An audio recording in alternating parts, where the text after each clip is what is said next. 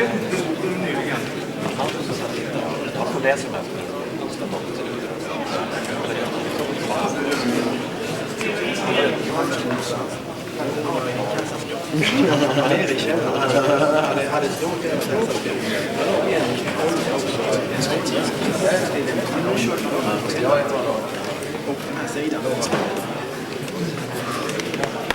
Gud, då får du sen på stöd. Hallå, det låter bra? Ja. Okej. Vad är det till? 1, 2, 3, det här är Gregen Sen som pratar.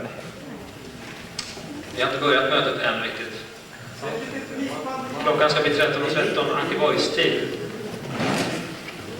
Ja. Olof Syrbo heter jag är ordförande i NAFS. Och ni är som sagt varmt välkomna hit. Vi har haft många möten i NAFS genom åren och ibland har det varit mycket folk, men så här mycket folk har det naturligtvis aldrig varit. Jag vet inte hur många vi är, men bra bit över 100 där det var i alla fall. Det finns mycket folk. Ja, ni vet varför vi är här, så att det behöver inte Olof fått varsin lottsedel. Vi har lite priser här som vi kommer att lotta ut, och där ska alla som är här få varsin lott. Priserna kommer ni... Det är inte mycket markeringar, men de är desto bättre de man använder. De är väldigt fantasifulla och uttrycksfulla. Kan jag få nästa bild? Kärlek man kanske hört talas om. Så här visar alltså Karl Bock kärlek. Och ni ser alltså att inte bara så utstrålar Kalle små hjärtan, utan hela hans tankebubbla är förvandlat till stort hjärta.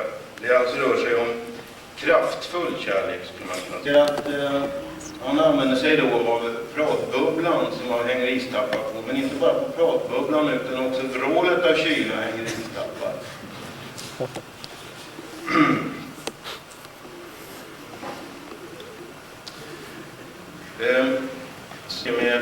Det är ett av de mest effektfulla knepen, nämligen att stegra känslor, att accelerera dem så att säga. Kan jag få nästa? Här är det alltså Kalle som har fått ett tungt uppdrag av Joakim von Anka. Han ska sköta ett hotell. Och för att testa Kalle då har Joakim von Anka skrivit ut en check på ett ganska otroligt belopp. Jag har tyvärr glömt bort. Är det någon här dankist som vet exakta beloppet? Ja. Mycket i alla fall. Och då ska alltså Kalle lägga i kassaskåpet. Vansinnigt utbrott. Och just det här alltså, att kunna hamna i kolossala överdrifter visar Karl Bock sitt mästerskap. Han är en överdrifternas mästare. Kan jag få nästa? Så här överraskad kan man bli. Det är alltså Kalle, alltså biodlare, och går genom staden med sin bikupa och ser vad som händer alltså.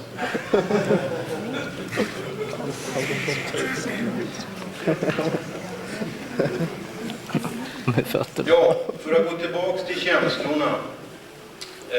Vi vet ju att Kalle har lätt överdriva sina känslor.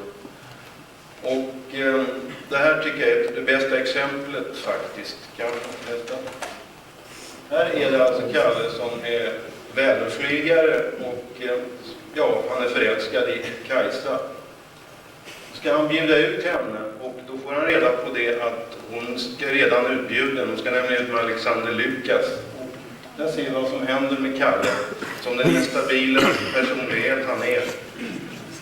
Han drabbas alltså då av svartsjukans grönögda demon och sedan drabbas han av vettlöst raseri och sen går han ut för att hämnas. Jag i ögonen på Karl Bocks, denna 93-åring som han är. Ung pojksbjudern finns i hans ögon. Han är alltså synnerligen vital och mental. Det enda som problemet jag har, det säger han, det är att jag hör lite dåligt. Men det har jag gjort sedan 1916. Och blir det too noisy så stänger jag av. Så om ni ser den gör så här alltså, är ni too noisy. Men jag tror inte det är någon risk för att han har lyssnat och nu ringer det på mig här i fickan. Typiska yuppie-fasoner.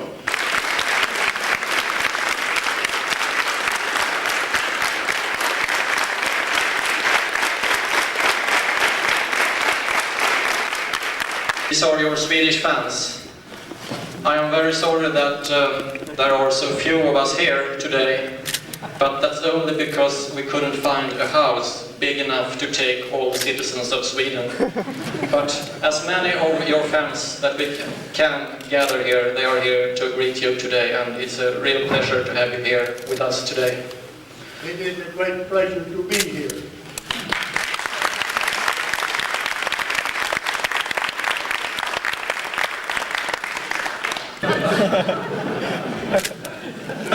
Also, Uncle Scrooge.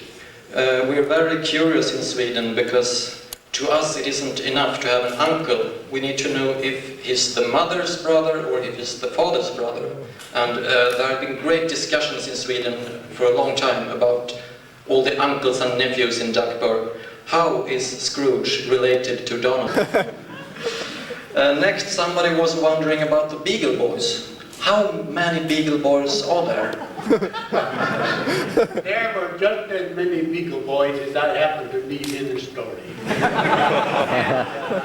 Because I was a lazy guy, I didn't draw a great many Beagle Boys. There could have been 1,000, but I would have only drawn 10. Are you counting the one not present here today?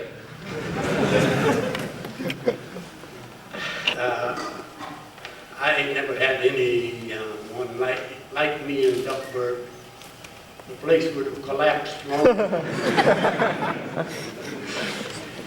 You might have been one of the Beagle Boys. Is that what you're saying? Well, the Beagle Boys were necessary members of the society. We have to have somebody for the cops to chase. Which one is your favorite? Are those the kind of people that you would imagine would read the stories when you drew them, when you made them?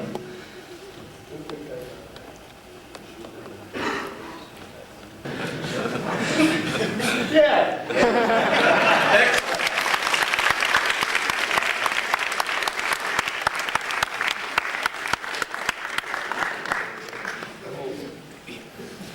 I have to warn you that some of the people present today are really avid analyzers of your stories. They like to read every little detail that goes into all the panels and all the characters. Do you mind being so much analyzed with your stories? How do you feel about it?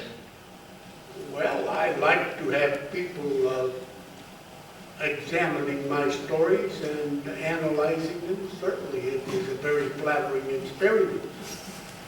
Does it happen when you sometimes read the analyses that you find that somebody has put something into the stories that you never intended when you made that story? Well, I don't really get mad about it because it's good publicity for the story.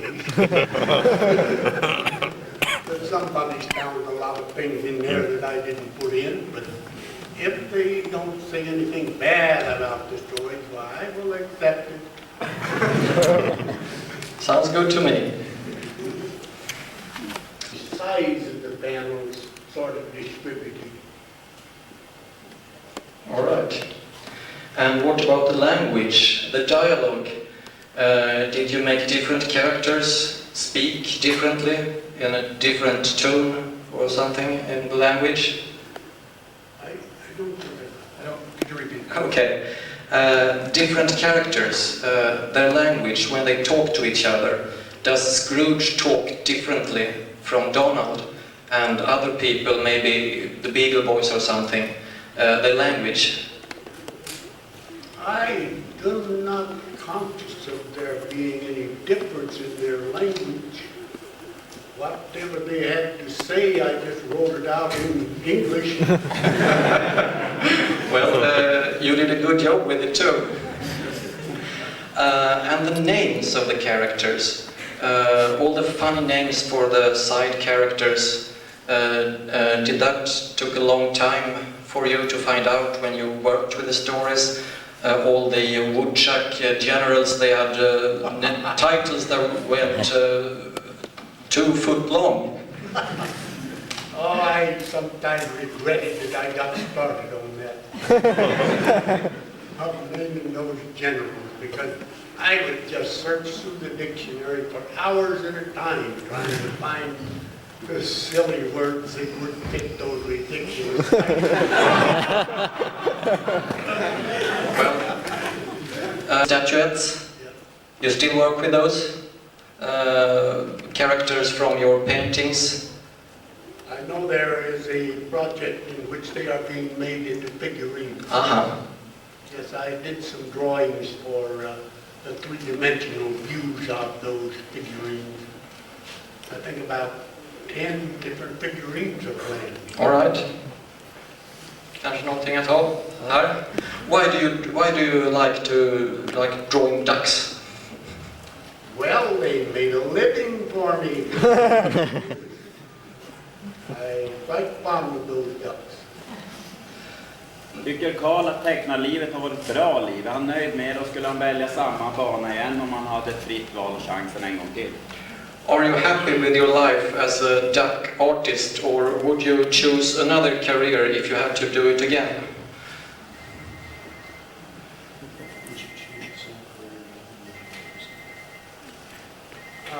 Well, if something different had come along, I would have liked to have been an artist like Al Foster, or who's the guy that did Buck Rogers and those fellows? Alex Raymond. Those are the kind of guys that I would like to have imitated or drawn that style of illustrative work. However, the ducks were much easier to draw, and I was able to put a lot more humor into them. And I guess I was born to be a gag man and a humorist more than an illustrator. So perhaps it turned out right that I got into the duck business. All right. Där. Vad har han fått för intryck för resan? Det är hans första resa. Har motsvarat hans förväntningar? Ja, just det. How do you like your visit to Europe so far? Was it what you expected, and how does it feel to travel for the first time to Europe now?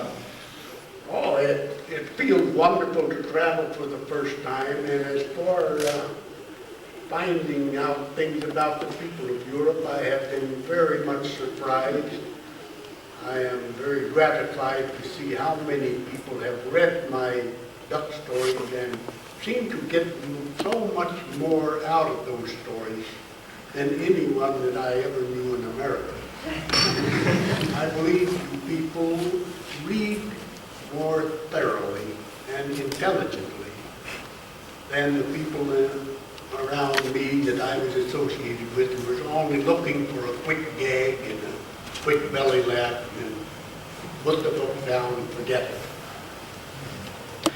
Oh, Bill, you will have to tell me when we will have enough. We can go on forever. Läser han några serier själv i så fall, vilka? Serier i allmänhet? Läser han, ja, om han läser några serier. Do you read much comics in general? I'm sorry to say that I've been so busy painting paintings that I have neglected reading the comics. And when I get back home, I'm going to make it a point to read a great many of them and catch up with what's going on in the business.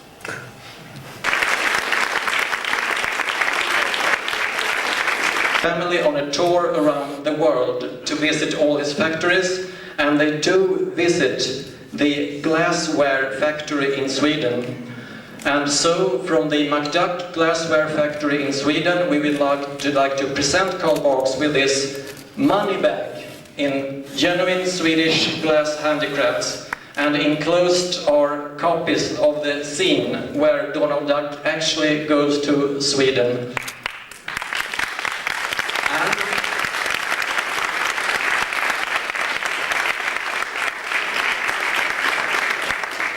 there are also some golden coins inside this money bag. It's genuine gold and you may eat it.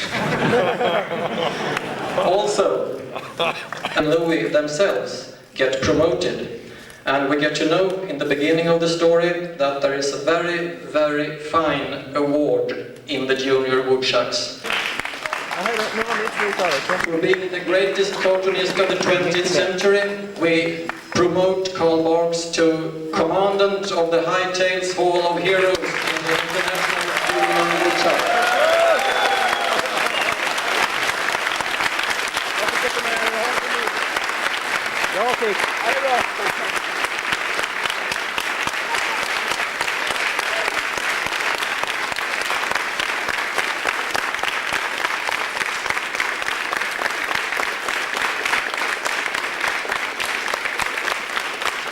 Some drawings.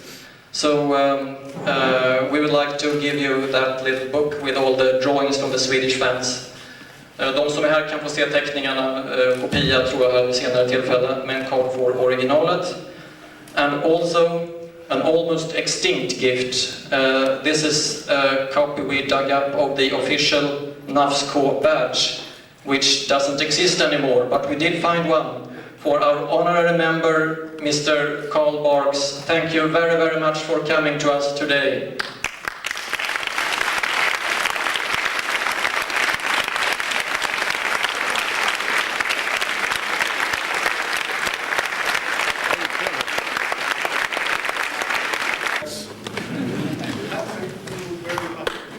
Thank you. Well, up now that I need a real big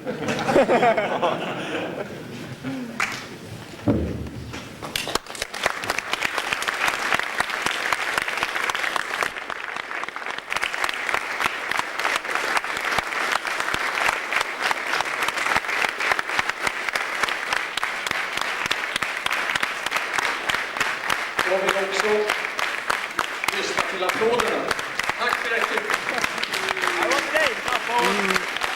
Alla ska höra det tack vi vill rikta till våra vänner på EGET i Skandinavien och i Sverige för att de har hjälpt oss med detta och låtit oss få arrangera detta möte och få Carl Barks som vår gäst. Särskilt tack till EGET i Köpenhamn, ni som är här, Lena och alla, och i vår svenska kontaktperson Dick Brobeck, även Helena. Tack så mycket för att ni har hjälpt oss med att få hit Carl Barks.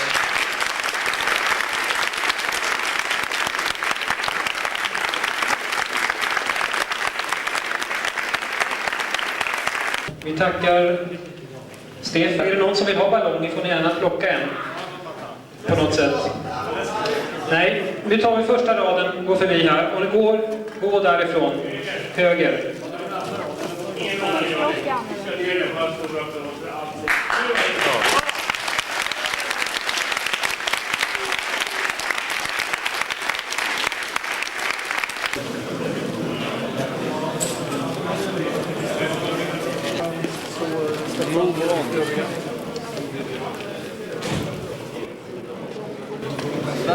Du och det där albumet, biblioteket. Den kommer någon gång, den är planerad.